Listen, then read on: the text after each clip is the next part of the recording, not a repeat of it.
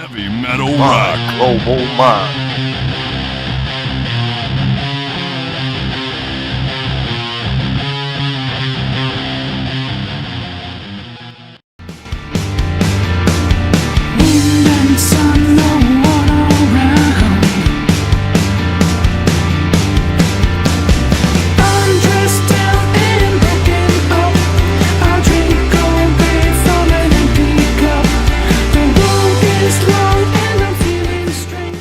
I'm Robert Cavuto, and today on My Global Mind, we are speaking with Screamin Jack Novak of the band Fastest Land Animal to talk about their new album, East Coast, West Coast, In Between, due out January 20th. Welcome, and thank you so much for taking the time to speak with us today. I appreciate it. Thanks for having me, Robert. Yeah, great album. I'm really enjoying it. Thanks. Yeah, tell me a little bit about the origins of the band. I know you have a primary band, The Cringe, so tell me a little bit about how this came into play. Yeah, we a few years ago, I guess 2 years ago now, a little over 2 years, we found ourselves stranded, like the rest of planet Earth. And there was no gigs, we couldn't play live. We couldn't get together and record. But I had all these songs, and I had an idea for a band, but a little different than The Cringe. The Cringe is more of call it classic rock meets grunge sort of sound. I want to do something that was more punk rock. And faster music and with a little edge to it. And I thought it'd be fun to just come up with all new alternative personas, as it were. So I am now Screamin Jack Novak, drummer Shark Samuels, and Alfonse Castillo is our guitarist and bass player. So the idea was, let's record an album, but we all have home studios. We live all across in different areas of the country. And but we can all do this remotely. Let's give it a shot. So that's what we did. We hooked up with our producer, Don Gilmore, who's also working remotely. And we were able to record the first Fastest Land Animal record. Ended up being once we got the hang of it, it was a pretty streamlined and easy process to record remotely and then glue it all together at the end. And then we had this album, and we still couldn't tour, couldn't do anything. But eventually the pandemic, at least somewhat lifted. There were vaccines available. So the world started getting together again. And we actually went out on the road and we started touring off that first record. But during that whole process, we were still living at home sometimes and then going out on the road. And when I was at home, I was still writing songs every week. And I had a backlog of now a whole bunch of new songs that were all pretty fast and punk rock sounding again. So I said, let's do this again. We can all do it from home. It's easy. We don't have to uproot our entire lives to get together somewhere in a studio. And we did the second album, and then we started touring on that one again too, which is we finished the recording process a few months back, and then we were able to tour a little bit there. Now the album's actually dropping on January 20th. Right. So we're gonna about 6 weeks or so, we're going back out on the road and touring off this album. It's called East Coast, West Coast, In Between. Now, if you had a preference, what would you like to do? Would you like to do the recording and the writing the way you did, or would you like to be all in the same room collaborating in person? I guess ideally you want to be in the same room with your band. It's just that way things can really organically develop. And you get to hear what it sounds like. You don't have to wait to hear what it sounds like. You can it's all being played there live. And you can work a lot more quickly that way, especially if you're in a studio, you have 6 weeks to make the album, then you're getting kicked out of the studio, so you better hurry up and finish. So I like that forces you to do that. But I got to tell you, at this point, we all have pretty good home studios, and the kind of recording gear that's available, even almost to anyone, just on a computer, is pretty mind-blowing. But we're lucky enough to have a lot of different amp selections, and we have different effects things. I don't know how technically we want to get about it, but we can do this, almost from anywhere. And then the real fun part for me is well, I love the songwriting process, but I just love playing live, because there's nothing like getting the feedback from the crowd and going out, you know, and you see a Yes. lot of familiar faces, and that's the part we love the most. The press release said that you opened up for Motley Crue. What year was that? When was that? That was 2015, 2016. We toured. We did about 50 city tour with them and Alice Cooper. That's tremendous. Yeah, and we were playing all arenas, and that was, I mean, that was really where, you know, when you're playing those kinds of shows, especially as a not super well-known band at the time, that's sink or swim. Like, you have no choice, Right. but just learn real fast, and you do, and it's a great process, and you know, it's really great playing playing arenas, sized venues. It really teaches you how to play to the back of the house, as opposed to doing like a little coffee house unplugged gig. But I always say, like, if you're like, think like you're Oprah or something, you know, everything's big and like big movements, and speak loudly and move with, you know, Big gesture. big gestures, and that's, you know, especially for like a rock band, and you're playing like to several thousand people. That's what you got to do. Otherwise, you'll just get swallowed up on the stage.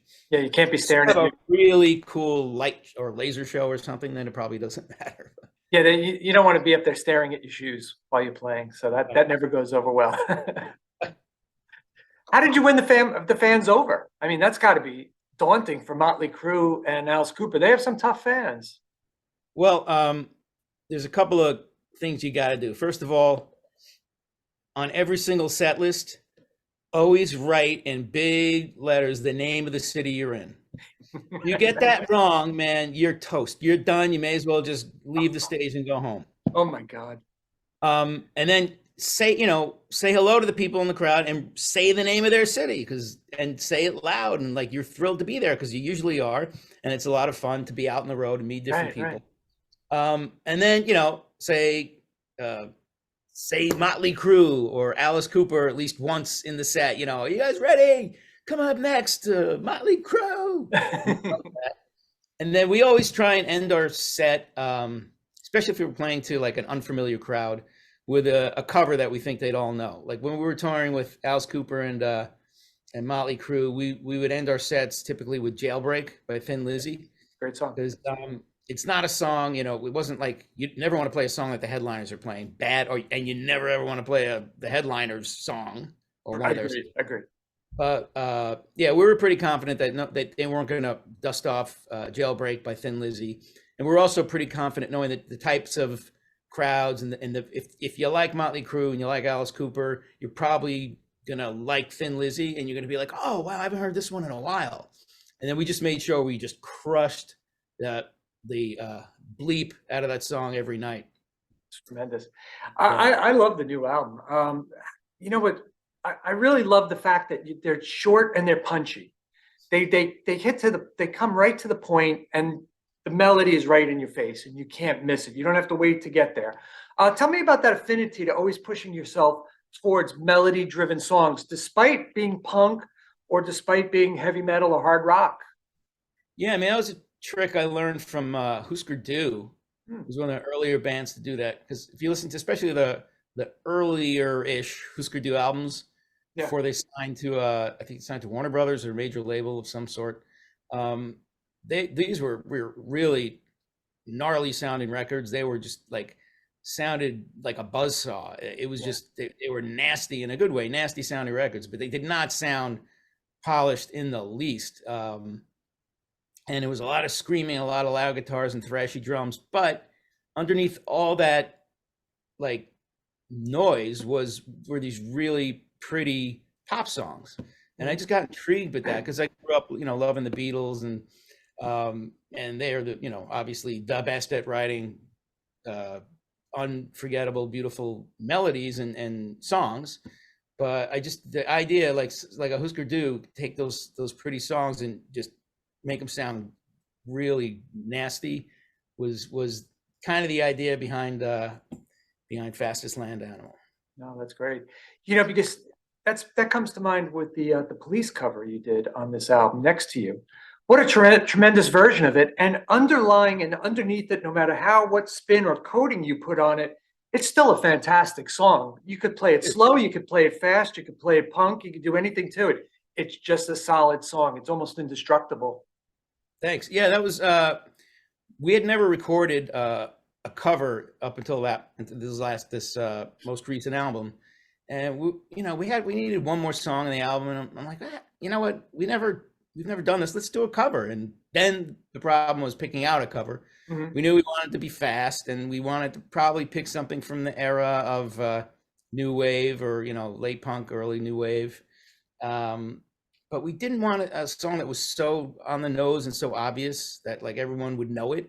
And a lot of people, tons of people know The Police, Yeah. but I don't think this is like one of their more obvious songs, Mhm. to the point where people will hear it and be like, "Oh, that song's really good. When'd you write that?" I'll be like, "I didn't write it. Sting wrote it." But that was the idea, to have a song that was a little off the map. And then we play that one live now too, and it seems to kill every night as well. I was listening to the album before I read the press release, and I was like, wow, that sounds familiar, but I couldn't put my finger on it. And then, so I'm not the biggest Police fan. And then I went back and I was reading the press release. And I was like, oh man, they nailed it. What a great cover. You really made it your own.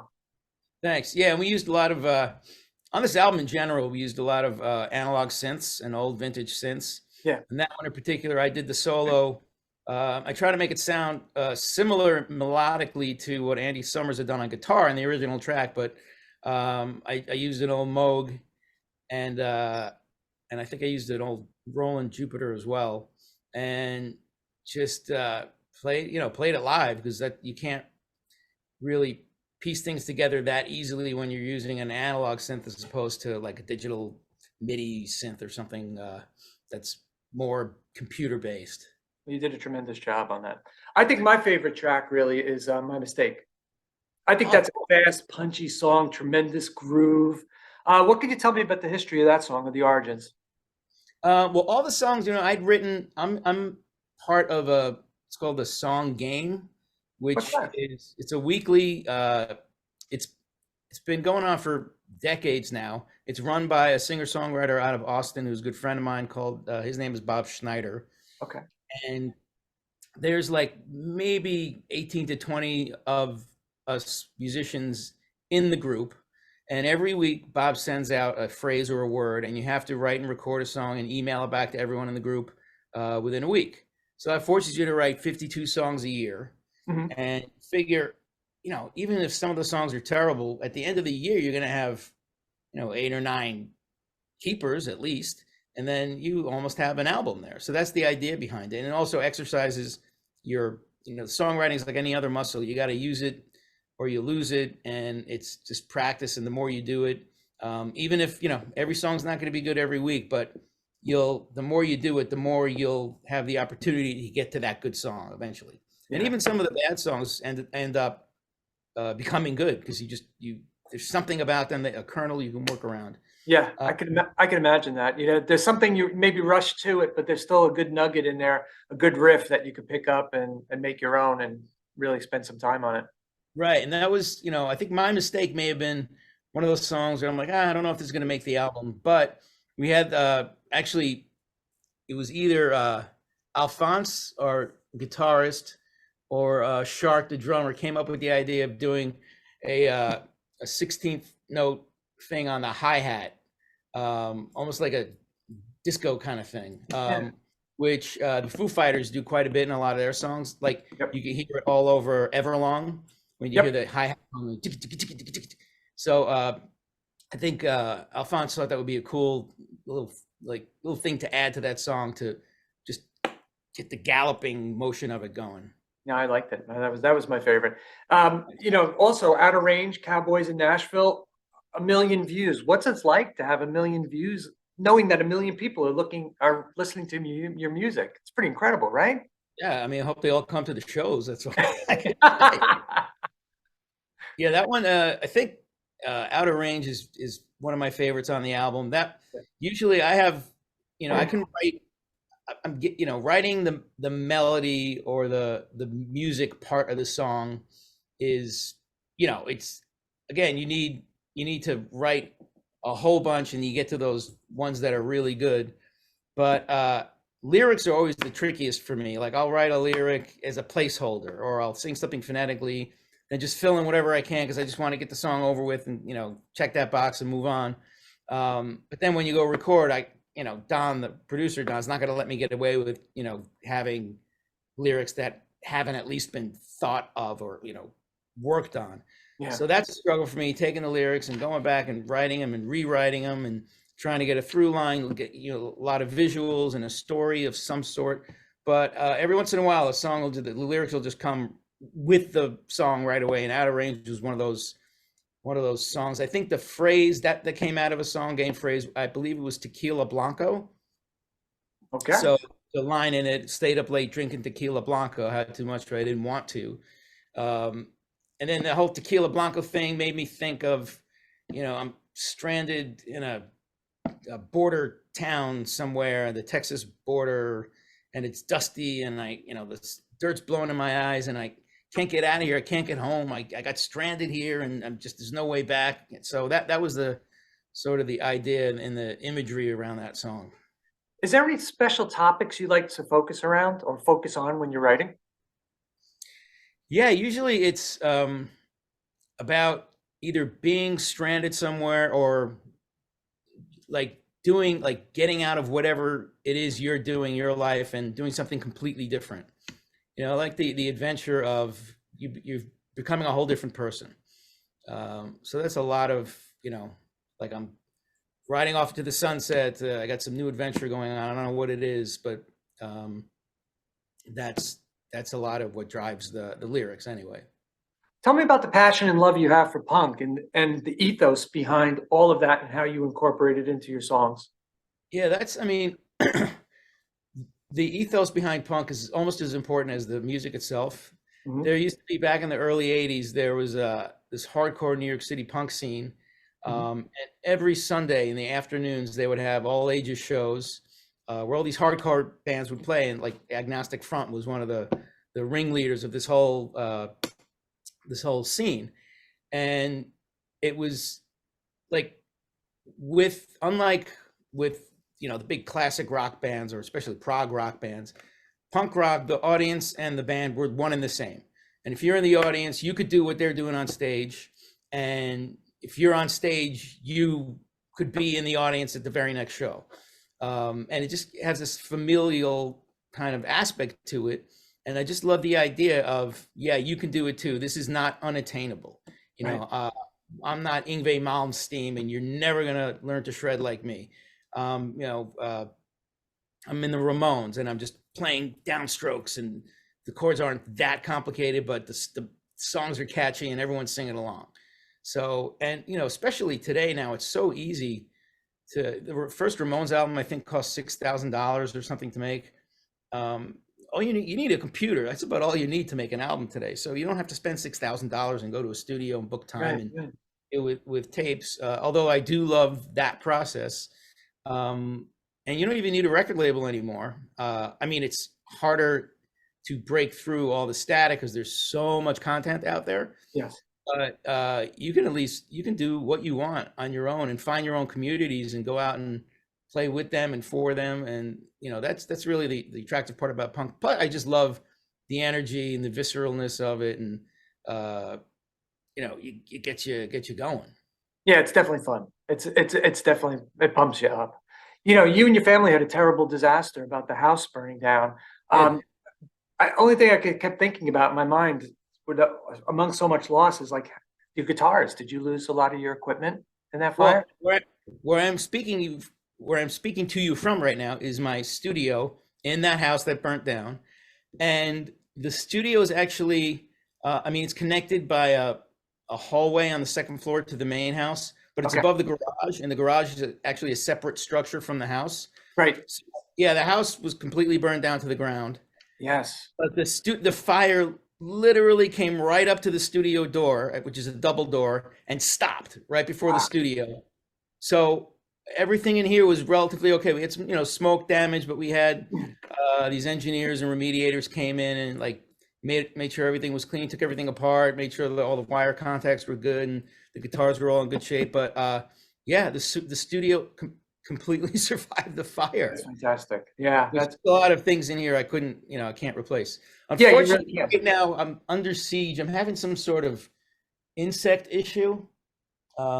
These little beetles, and they're starting to get into my gear, and I Oh think wow. they may have frazzled my Roland Jupiter, and I'm a little upset about that. But I can a buddy imagine. of mine, yeah, a buddy of mine's an engineer, and he's good at fixing this kind of stuff. He's gonna come up in a couple of weeks and work on that. Yeah. Yeah, I'm sorry about the disaster, and I'm glad your guitar collection and your equipment didn't get ruined because, like you said, it's you could have the best insurance in the world and collector insurance, but you'll never find those instruments again. Yeah, some of these are collectible or just hard to find. Yeah, I agree. What's next for the band? Any more tours that you're planning? I know you were out with Tesla, right, this past summer? We did, and we're going out again with them. We're going to be heading out in about 6 weeks or so. Cool. And that's just the start. We're gonna, hopefully we'll be playing throughout the summer. I live in New Jersey, so hopefully when you come Oh. around with Tesla, I'll come and see you guys. Cool, man. So I Yeah, love Tesla. What's that? I said awesome, man. Totally. Yeah, I love Tesla. One of my favorite bands growing up. So it'd be great to see you open up for them. It's fantastic. Yeah, those guys are, they're our buds now. They're really nice guys, and their crowds are great. They're a real good band to play with because wherever they go, they're selling out their venues, and even as the support act, by the time you hit the stage, everyone's there. Everyone's asses are in seats, Yeah. and so you get to play for full capacity venue, and it's just a lot of fun. Yeah. Now, when you first started out, you were the band. There was a lot of anonymity around who was in the band. What was the reason for that, and what made you move away from that? Well, I would have kept it going, until right now, even. But I guess the idea was, we're doing this different band with alternate personas. Especially back then, we couldn't tour, so no one would see us. Mhm. So we made some music videos that we didn't show our faces, Mhm. and I'm like, let's see, like, what happens. What are people's? Because people might come to the band if they know who I am, who I'm married to, with certain preconceived notions about, oh, I know what he's up to, or I think I know the type of music he is. But I wanted to just get feedback from people without them knowing who was in the band. And we got some really cool feedback early on. Like, people were saying, are these members of Queens of the Stone Age or Eagles of Death Metal or something? Which is Yeah. high praise indeed. And it was fun to just have it unfold. But then eventually we ended up doing the Howard Stern wrap-up show. Mhm. And at that point, I had to say who I was. I was being interviewed by Gary and Rasan, and at that point, John Hines. So I let the cat out of the bag, and that was that. But I think it would have been interesting to just keep going and going until, as long as we could. Even the last little tour we did with Tesla back last summer, people who had seen Tesla before and seen us as the Cringe before, I saw them in the crowd. You could sort of see maybe 10 of the faces are like, I know who you are. I know. Some people recognize this, but Well, definitely. Well, I'm gonna keep an eye on Tesla's touring schedule and your schedule, and I'm gonna definitely come out and see you guys. Take Cool, some man. pictures and Yeah, do a Robert. review of the show. So, Awesome. so thank you so much for your time. I wish you the most with the success with the album, and it was a pleasure speaking with you. Very insightful. Robert, and go Jersey. Go Jersey. Thank you so much. Rutgers. Have a great day. Bye-bye. All right, buddy. Later. Heavy metal rock. Global mind.